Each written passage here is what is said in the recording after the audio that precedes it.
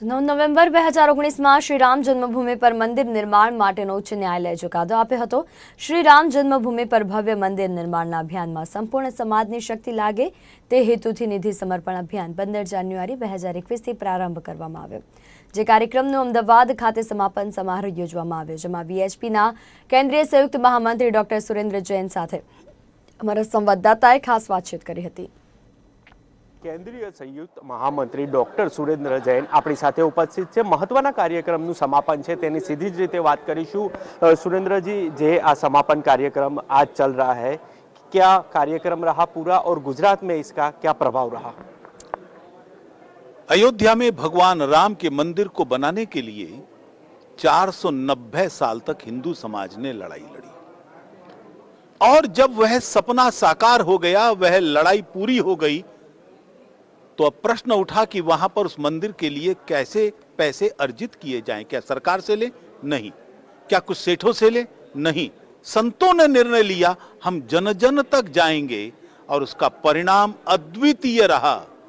देश के अंदर 4 लाख से अधिक गांव में गए और देश भर के अंदर 40 करोड़ लोगों का योगदान राम मंदिर के निर्माण के लिए किया गया। सब भेदभाव समाप्त हो गए।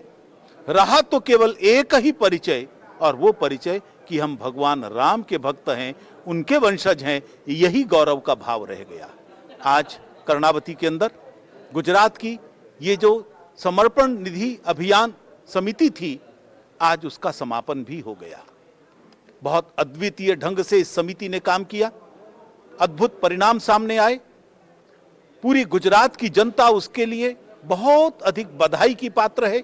यहाँ के लोगों ने बढ़ चढ़ कर भाग लिया, समाज के सभी वर्गों ने लिया, चाहे वो वनवासी थे, चाहे वो बौद्ध समाज के लोग थे, चाहे वो जैन समाज के लोग थे, चाहे अनुसूचित जाति के लोग थे, चाहे वनवासी लोग थे।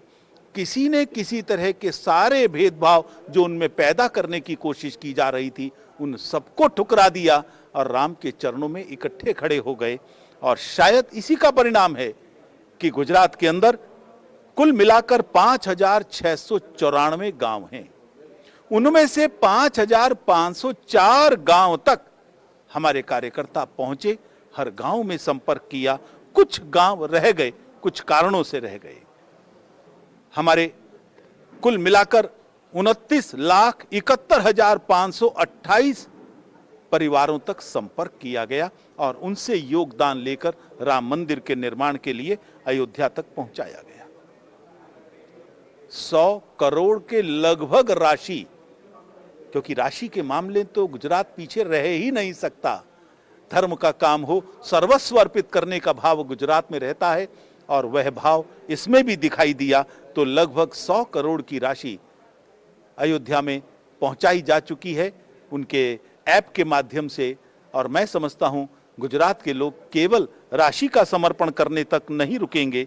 कार्यकर्ताओं की संख्या कितनी रही वह जानना भी बहुत आनंददायक रहेगा।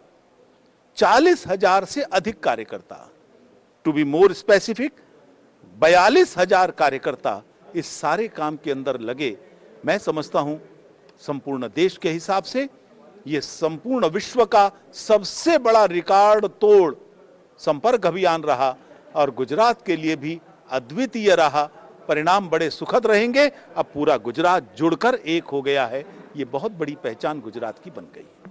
सबसे ज़्यादा महत्व की बात है कि गुजरात के लोग हैं। कहीं पर राशि की बात आए, आपने बलिदान की बात आए, बुनकार सेवकों भी किस तरह से आप याद करोगे जब ये राम मंदिर बनने आ रहा है?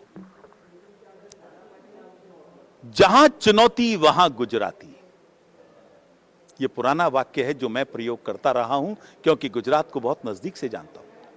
मुझे ध्यान आता है अमरनाथ यात्रा में जब चुनौतियां उपस्थित होनी शुरू हुई।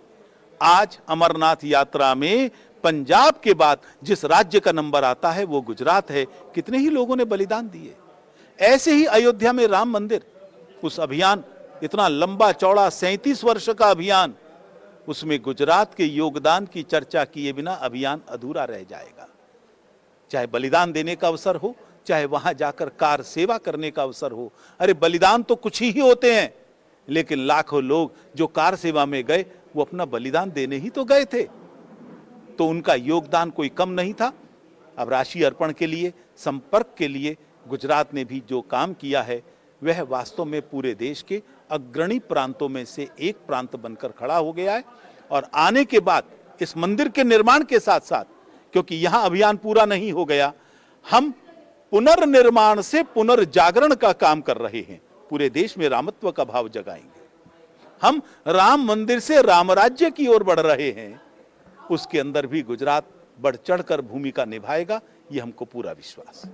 તો આ હતા આપણી સાથે સીધી જ રીતે ડોક્ટર સુરેન્દ્ર જૈન કે તેઓએ સીધી જ રીતે વાત કરી હતી કે ગુજરાતના લોકો ચાહે બલિદાનની વાત હોય અથવા તો રાશિ આપવાની વાત હોય સૌથી અગ્રેસર રહ્યા છે। ત્યારે સૌથી મહત્વની બાબત છે કે હવે આ રામ મંદિરના દર્શન છે તેની સૌ કોઈ રાહ છે તે જોઈ રહ્યા છે। કેમેરામેન ગજરાજસિંહ સોલંકી સાથે રિપોર્ટર દીપક મકવાણા, અમદાવાદ।